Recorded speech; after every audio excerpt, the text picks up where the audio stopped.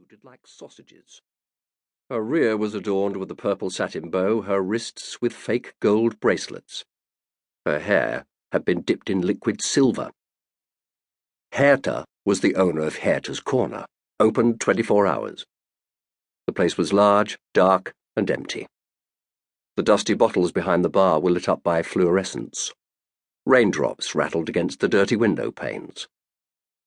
In one corner stood the table reserved for regulars with its wrought-iron emblem, a wild sow waving a beer stein.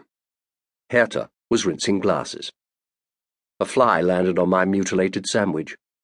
I lit a cigarette and blew smoke rings around the fly. Time passes slowly in these early morning hours. It was 8:30. My court date was at 9. I went to the John. The latch was broken and the flushing mechanism leaked water onto the floor. When I came out again, the radio was playing Oh Schnucky, Let's Travel to Kentucky.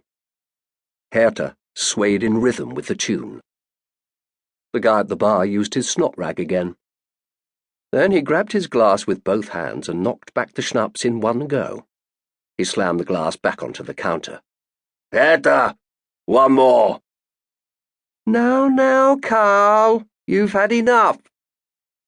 Carl pulled a wrinkled 50-mark bill out of his pocket. "You think I can't pay? Is that what you think?" "Put your money back." Herta arranged the rinsed glasses on the shelf. Carl lit a cigarette. After a while he glanced at me. "Gladbach, eh?" I nodded. He scrutinized me from head to toe. Then he turned away, growling, "Well, this is Frankfurt." The radio was playing When Heidi and Her Hans, Ta-ra, ta-ra. I picked the newspaper off the rack. Frankfurt trial begins with extensive security measures. The trial of 4 members of the Ecological Front begins behind closed doors. It was 8:45. I paid and left Herta's Corner. Outside, the wind was driving the rain diagonally across the street. Fall.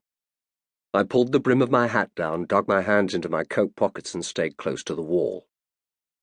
At the intersection, the furious rain whipped my face and water began to slosh in my shoes. Everything looked grey. Only a few neon signs interrupted the dreariness of the concrete wasteland. Empty cans, milk cartons, cigarette butts, garbage floated down the gutters and got stuck in the drains. There were streaks of dog shit on the sidewalk. People with umbrellas charged past me. Women stood chatting in the doorways waiting for the rain to let up. I could feel my coat getting drenched. A taxicab splashed puddles onto my pants. I kept going, slipping on cartons and vegetable refuse until I reached the courthouse steps. The door fell shut behind me. Like a leaking bucket, I left a wet track on the stone floor. "Halt!"